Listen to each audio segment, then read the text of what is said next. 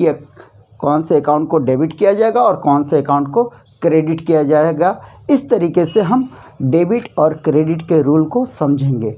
यहाँ सबसे पहला ट्रांजैक्शन है कि Shivam started business with cash. ये फर्स्ट वन जो है वो शिवम ने बिजनेस को स्टार्ट किया है।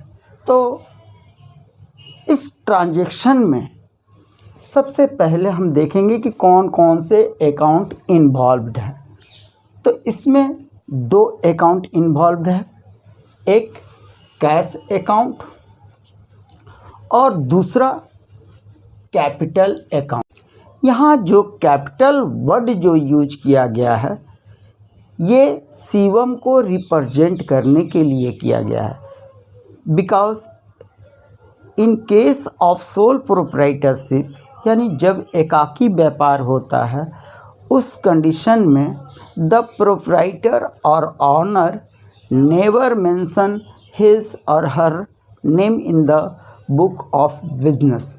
वो अपना नाम अपने बिजनेस के बुक में नहीं लिखते हैं।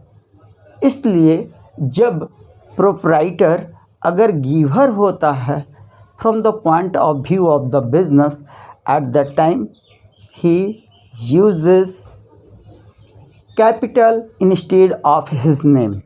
वो अपने नाम के जगह पर कैपिटल शब्द का यूज करता है।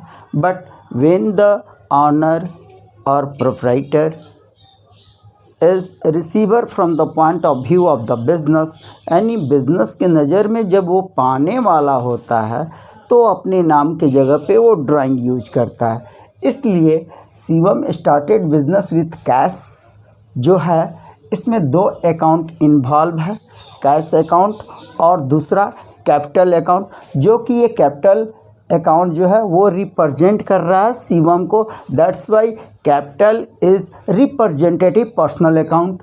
और इस अकाउंट का जो नेचर जो है वो कैश जो है वो रियल अकाउंट होता है, यानी जो भी एसेट्स होते हैं बिजनेस का वो रियल में ही आ जाते हैं एक्सेप्ट डेटर। और कैपिटल अकाउंट जो है वो हमारा रिप्रेजेंटेटिव पर्सनल अकाउंट है, इसलिए ये पर्सनल अकाउंट के अंतर्गत आ जाएंगे। एंड हाउ अफेक्टेड, ये कैसे प्रभावित कर रहे हैं, तो cash is coming in, cash जो है वो बिजनेस में आ रहे हैं। That's why cash will be debited, यानी ये अकाउंट कैश अकाउंट जो होंगे वो डेबिट होंगे।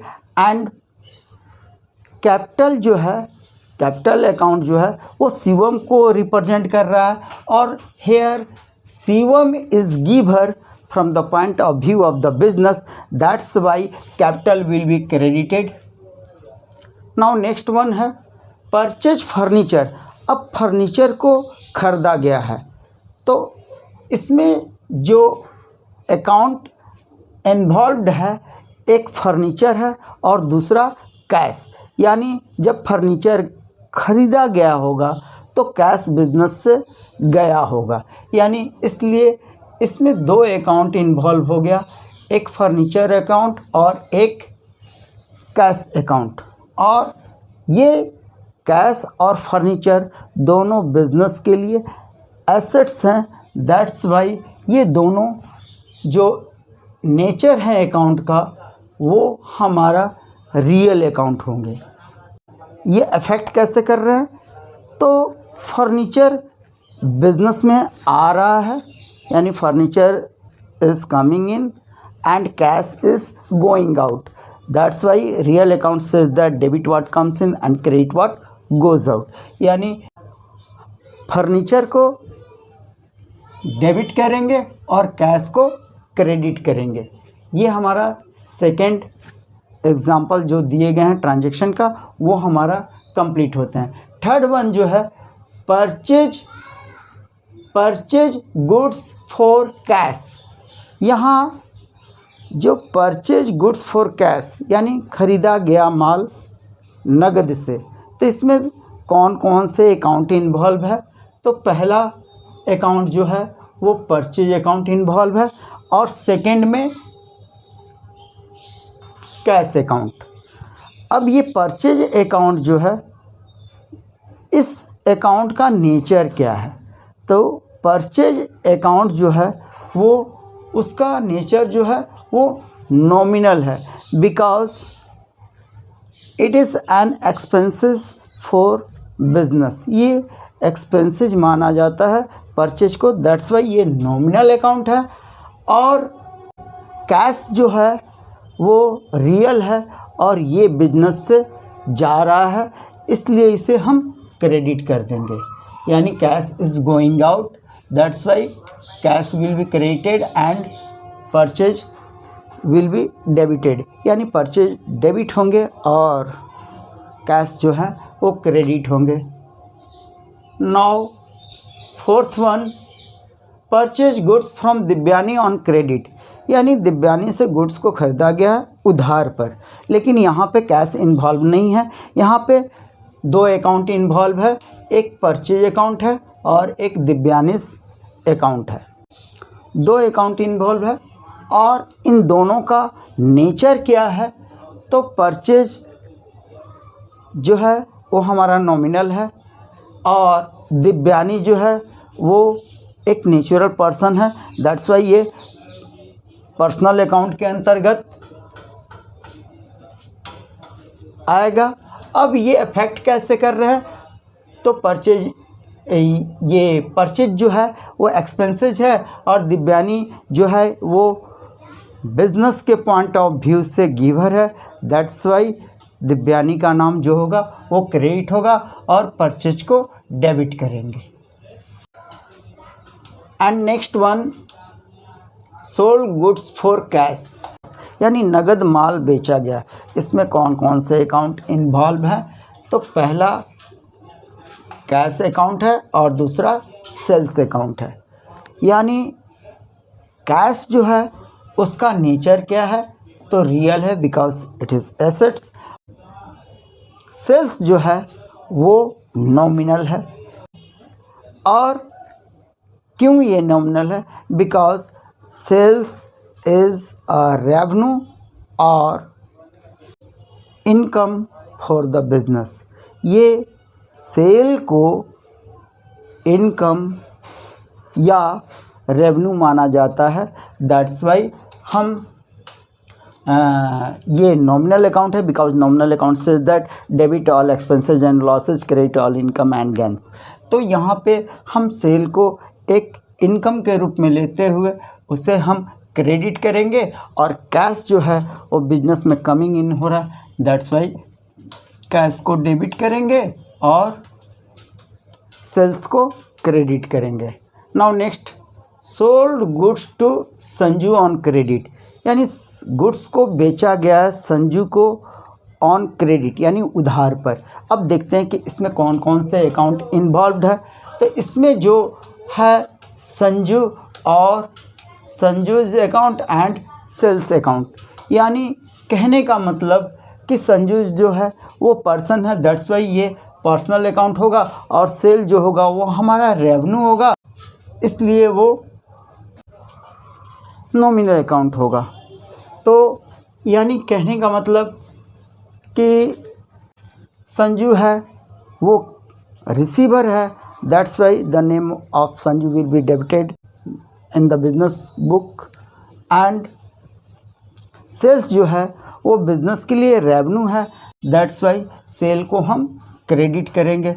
यानी Sanju is receiver, that's why the name of Sanju will be debited in the book of business, and sales is revenue or income, that's why it will be credited.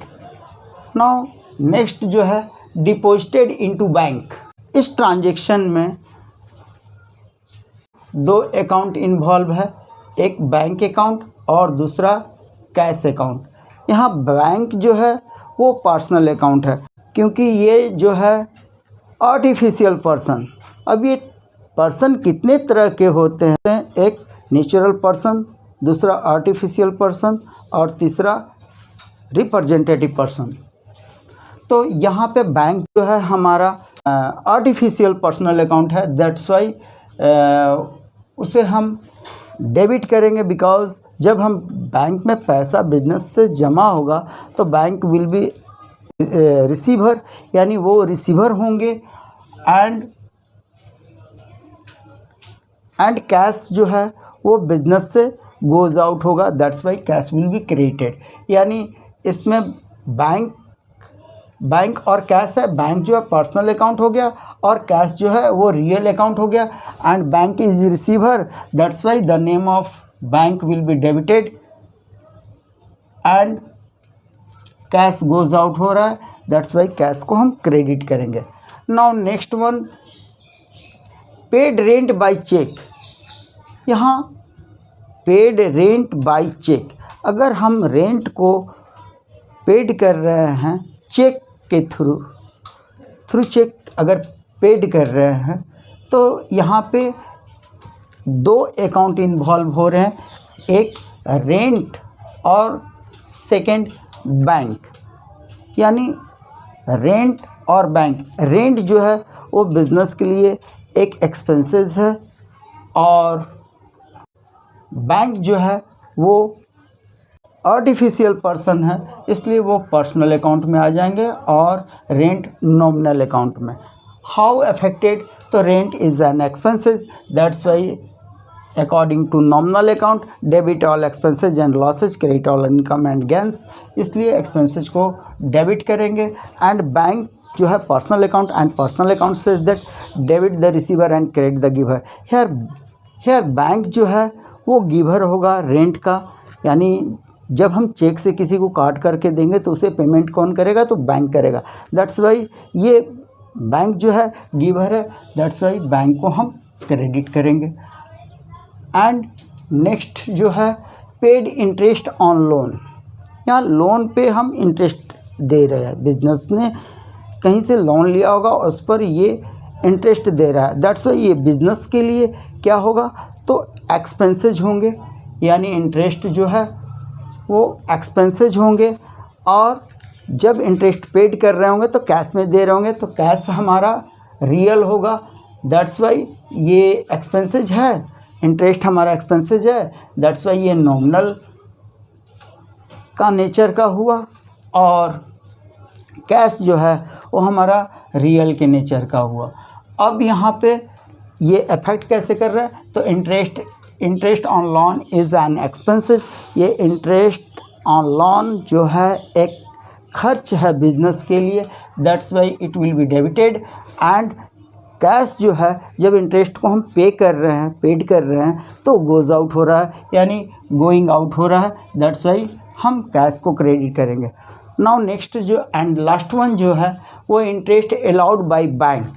यहाँ कहने का मतलब bank ने जो हमने बैंक में डिपॉजिट किया था, ये 7(1) में जो हमने बैंक में डिपॉजिट किया था उसी डिपॉजिट पर बैंक ने इंटरेस्ट अलाउड कर रही है, तो ये बिज़नेस के लिए इनकम होगा। यानी इसमें दो अकाउंट इन्वॉल्व है, एक बैंक अकाउंट और दूसरा इंटरेस्ट अकाउंट। और बैंक जो होगा ये हमारा पर्सनल अकाउंट है, आर्टिफिशियल पर्सनल अकाउंट, और इंटरेस्ट जो है ये बिजनेस के लिए इनकम होगा, दैट्स वाई ये नॉमिनल अकाउंट है। और बैंक जो है वो रिसीवर हो रहा है, यानी जब हम बैंक में पैसा जमा करते हैं तो वो रिसीवर होता है और उसी पे उस पैसे को बैंक ने मार्केट में किसी और को इंटरेस्ट पे दिया और उससे जो इंटरेस्ट मिलता है उसका कुछ इंटरेस्ट का पार्ट डिपॉजिटर जो होते हैं, कस्टमर होते हैं, उनको देते हैं। तो वो इंटरेस्ट बैंक ने रिसीव किया है, दैट्स वाई बैंक को डेबिट करेंगे। और इंटरेस्ट बिजनेस के लिए इनकम है, गेन है ना, interest is gain for the business, that's why interest को हम क्रेडिट करेंगे according to nominal account, because nominal account says that debit all expenses and losses, credit all income and gains, and personal account says that debit the receiver, credit the giver.